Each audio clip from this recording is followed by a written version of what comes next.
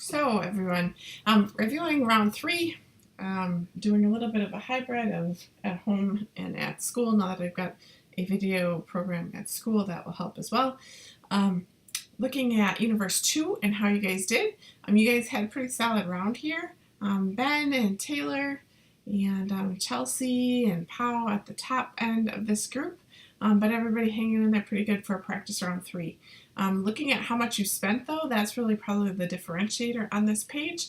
So looking at Ben and Taylor and Spencer and the amount that you guys spent really did impact the profitability. So certainly that's not a bad thing to do that, especially early on to invest in your company, but it will potentially hurt that profit for the round and what you're shooting for. So you can see that definitely in the profit for the round here. Market reports. Taking a look at market reports, I can see that Taylor is at 25% overall market share, Ben at 19%, Pow at 15%, and Chelsea right behind at 14%. You can see that Spencer, who invested in 3 different products. Sorry, I'm losing my voice today. And my words specifically. Spencer invested in 3 different types of products, but still only had 5% market share, and we'll kind of investigate why that is. Taylor, 2 different markets and doing very well in both of them, and same with Ben. So gave up a little in Tech 1, and Sarah need to get a little bit of traction for Tech 2 there. So this is kind of how it looks after 3 practice rounds. One of the things that you'll notice is the variety of price. So Karma certainly way too much here for prices, which is going to impact your Tech 2 sales. So that impacted sales for sure. Sarah, you sold Tech 2 in the US, but you don't have anything set up for Asia or Europe. So making sure that you do that will help increase your sales for the next round and increase your Tech 2 opportunities. So that will definitely help, as well as getting that price in line. $750 is way more than some of the other groups. The other thing to keep in mind for the other groups, what you price your technologies at, Tech 2 should never be cheaper than Tech 1 for sure, because Tech 2 is a higher technology and you're spending more on it. So making sure that you really look at your cost and that your profitability is in line with your cost. These Tech 2 prices seem pretty low in this round. 750 is a little too high, so somewhere in between 300 and 750 is probably where you need to be. But you're not going to make a whole lot of profit on your product if you price your products too low. So making sure that you don't go too low on some of your products is really critical. Now, as the rounds go, the products are going to get cheaper in cost because you're going to get used to making them, you're going to be more efficient, and those product prices will drop. But certainly product prices this high is just too much. So need to make sure you take a look at that. I'm going to just flip back here once and see.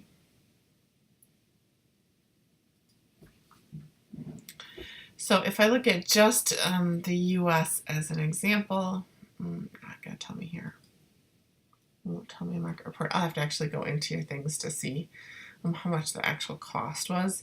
But you can tell here for your overall sales and what your prices are, how much you were able to sell. And you can see Karma, as an example, had hers priced so low that she didn't sell any of them because she sold out in a different area first. So clearly, if you're running out based on your capacity, your price is too low for sure. And I would bet that Ben runs out in one of the other areas, or he sacrificed Tech 1 as a result. So have to be careful for that. So that's an indication of pricing and making sure that your price is appropriate. Here, yeah, Ben sold out and did not have capacity to meet his demand for Tech 1. So that's where Ben lost some traction there. Taylor kept up with her Tech 1, but could not keep up with Tech 2 for sure.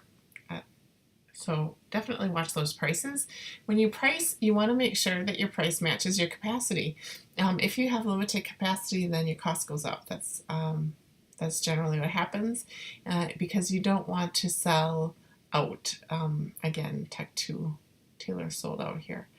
So not enough capacity for that product. And then Ben sold out of Tech 1. So some of it is just a mismatch of how you're assigning your production, but some of it is just not pricing it high enough or at the value that it should be.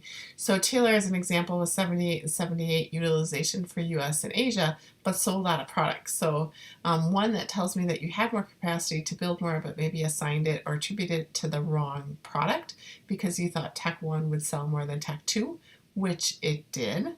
But it only did that. Tech 2 outsold Tech 1, but that's just because your price was off on it. So I think this could have been balanced a little bit if that was a little closer. So that's what I would recommend. Certainly Ben was at 97%, and it's an excellent utilization, but he was at 10%. I'm just looking at prices. Again, too low for your Tech 2. But you had enough capacity for your Tech 2 to keep up with that. You just didn't have enough capacity for your Tech 1 at the price that you had it at. Again, look at your price for 280. There's only one other group at 280, so it might be a little bit lower. So that's just something to pay attention to. If I go into the decisions and just take a look at Ben's as an example,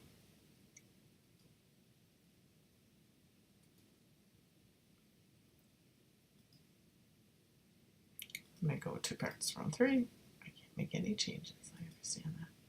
But I just want to show you that right here, the unit cost here was $79. So $280 is not too horrible for Tech 1. But when you look at $191 as your unit cost for Tech 2 and you're only selling it for $300, I mean, that's a huge difference in unit cost, and it's not matching where you're at. So you just want to make sure that you have something that matches. I mean, if you're looking at this 79, 80 times 3 is 240. If I did this times 3, you'd be at like 600. So the ratio of these costs to what you're selling at is not comparable. In addition, $100, it's really $1,000 of promotion isn't enough. So you're going to want to make this like 10,000 or something a little bit meatier than that. And this should always get updated to your total features available. So make sure that that stays consistent as well. So if you look up here as well, 882, you're about double the cost for your selling price. And here, this would double would be a little closer to 3,500, but you're not as far off there as you are with the US prices. And then there's no promotion paid out for Tech 2 in Europe. Also no unit cost because you just didn't have enough to sell it. So also no unit cost here because you didn't have enough to sell it. One thing to always look at too is when you're running out, make sure your logistics aligns correctly. I've recommended in my videos in the past that you ship from the US to the US first, and then to Europe, and then to Asia. And you don't have to change it, you just leave it at that. Europe doesn't have a plant, so you want to nestle Europe in between Asia and US. When you ship from Asia, you should always ship to Asia first, then to the Europe, and then to the US. So that would be the adjustment that I would make there. Okay, that is it for this video. Hope you guys have a great week.